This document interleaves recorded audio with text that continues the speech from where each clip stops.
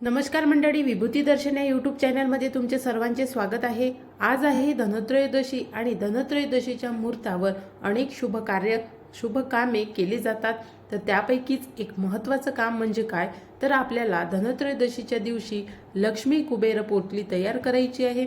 ती पोटली कशी तयार करायची आहे, त्यामध्ये कोणकोणत्या वस्तू हव्या आहेत आणि दिवाळीच्या दिवशी या पोटलीचं पूजन करून मंत्र कोणता बोलायचा आहे, तर याची संपूर्ण माहिती मी तुम्हाला आजच्या व्हिडिओमध्ये देणार आहे आणि पोटली कशी बनवायची आहे हे सुद्धा दाखवणार आहे। त्यामुळे व्हिडिओ शेवटपर्यंत बघा आणि जर तुम्ही विभूती दर्शन या यूट्यूब चॅनलवर नवीन असाल तर चॅनलला सुद्धा सबस्क्राईब करा आणि बेल आयकॉनला प्रेस करा। बेल आयकॉनला प्रेस केल्यामुळे व्हिडिओचे नोटिफिकेशन तुम्हाला सर्वात आधी मिळते। चला तर व्हिडिओला सुरुवात करू। दिव्य धनलक्ष्मी पोटली, कुबेर पोटली किंवा लक्ष्मी कुबेर पोटली याबद्दल आपण माहिती बरीच ऐकली असेल, पण पोटली कशी तयार करायची आहे हे सुद्धा बघितलं असेल। पण आजच्या व्हिडिओमध्ये तुम्हाला पोटलीमध्ये नक्की कोणकोणतं साहित्य, कोणकोणत्या वस्तू हव्या आहेत तर ते मी तुम्हाला व्हिडिओमधून आजच्या दाखवणार आहे। पूर्वीच्या काळी लोकांच्या घरामध्ये ज्या लक्ष्मी प्राप्तीच्या वस्तू आहेत त्या वस्तू राहत होत्या, जसे कवड्या, पिवळ्या असो की पांढऱ्या असो किंवा मग त्या लक्ष्मी कवड्या असो, कोणत्याही प्रकारच्या कवड्या असो। जर तुमच्या घरी जर गुरढोरं असतील तर अशा लोकांच्या घरी सुद्धा या कवड्या तुम्हाला दिसत असेल। मग हे लोक या कवड्या, शंख किंवा कमलगट्टे या लक्ष्मी प्राप्तीच्या ज्या वस्तू आहेत त्या कशासाठी ठेवत होते, तर याच्या मागे एक कारण आहे। या ज्या सर्व वस्तू आहेत त्या समुद्र मंथनातून निघालेल्या आहे आणि आजही त्या वस्तू आपल्याला समुद्रातून किंवा नदीतून म्हणजे एकंदरीत पाण्यातून मिळते। आणि धनत्रयोदशीच्या दिवशी देवीचा जन्म झाला होता, लक्ष्मीचा जन्म झाला होता, कारण समुद्र मंथनातून माता लक्ष्मी प्रगट झाली होती।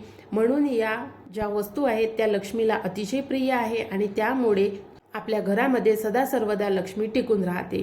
तुम्हाला व्हिडिओमध्ये ज्याप्रमाणे दिसत आहे, सर्वात आधी मी पिरॅमिड घेतलेला आहे। पिरॅमिड हा तुमच्याकडे असू शकते किंवा नसू शकते, चालेल, पण माझ्याकडे होता आणि या पिरॅमिडमध्ये खूप सारे क्रिस्टल्स आहे।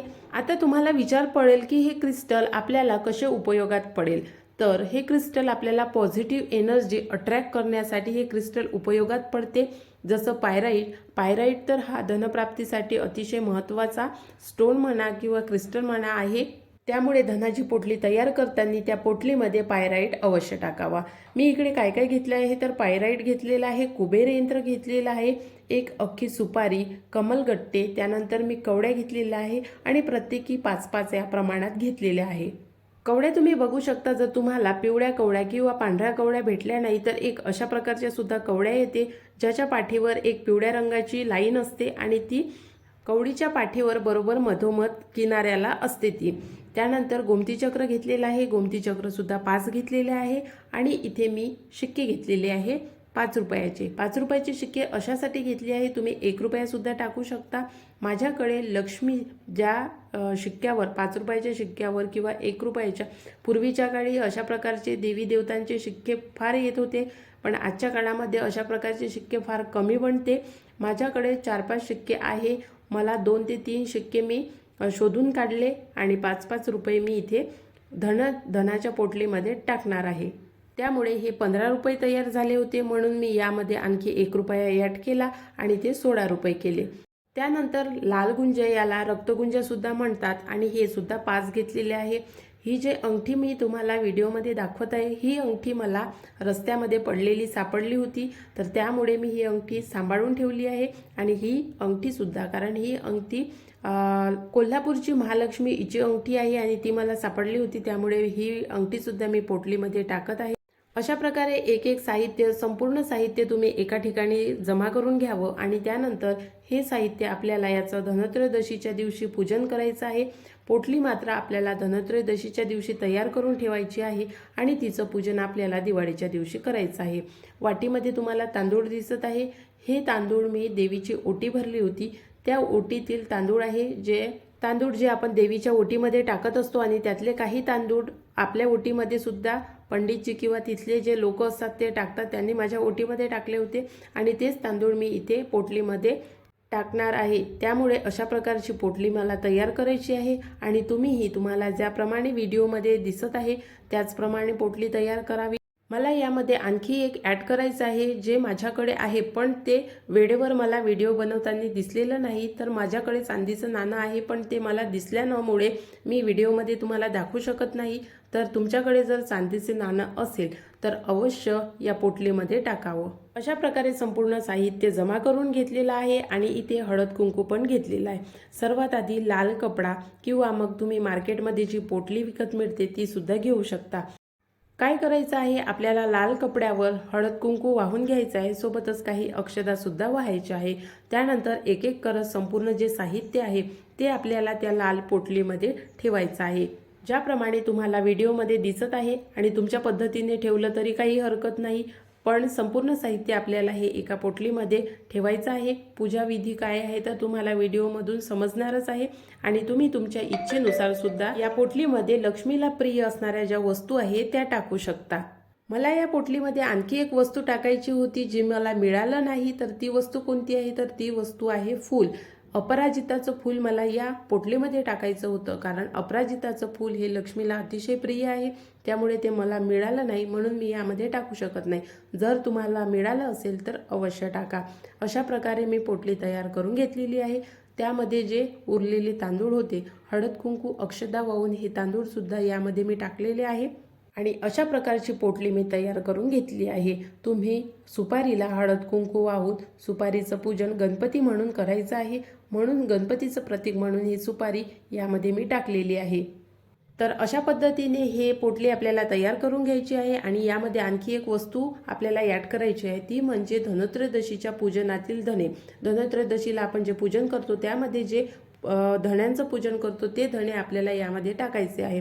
ते धणे सुद्धा तुम्ही 5 धणे घेऊन या पोटलीमध्ये टाकावे। तर अशा प्रकारे आपली धनाची पोटली तयार झालेली आहे। हिला लक्ष्मी कुबेर पोटली म्हटलं तरी चालेल, कारण यामध्ये आपण लक्ष्मीच्या ज्या प्रिय वस्तू आहेत त्या तर टाकलेल्याच आहे, पण यामध्ये आपण कुबेर यंत्र सुद्धा टाकलेलं आहे आणि कुबेर यंत्रावर तुम्हाला ज्याप्रमाणे व्हिडिओमध्ये दाखवलेलं आहे कुबेर यंत्र कसं असावं, तर ज्या यंत्रावर बीजाक्षरे अतिशय चांगल्या पद्धतीने दिसत असेल असंच कुबेर यंत्र असावं। हे माझं कुबेर यंत्र फार जुनं आहे, तरी पण ते मी पूजनामध्ये वापरते, कारण त्या कुबेर यंत्राचं पूजन मी बऱ्याचदा केलेलं आहे आणि त्यामुळे ते कुबेर यंत्र मला चांगल्या प्रकारे पॉझिटिव्ह एनर्जी देते। त्यामुळे घरात कधीही पैशाची कमतरता जरी भासली तरी कुठून ना कुठून मार्ग शोधून त्या मार्गाने घरामध्ये पैसा येतो।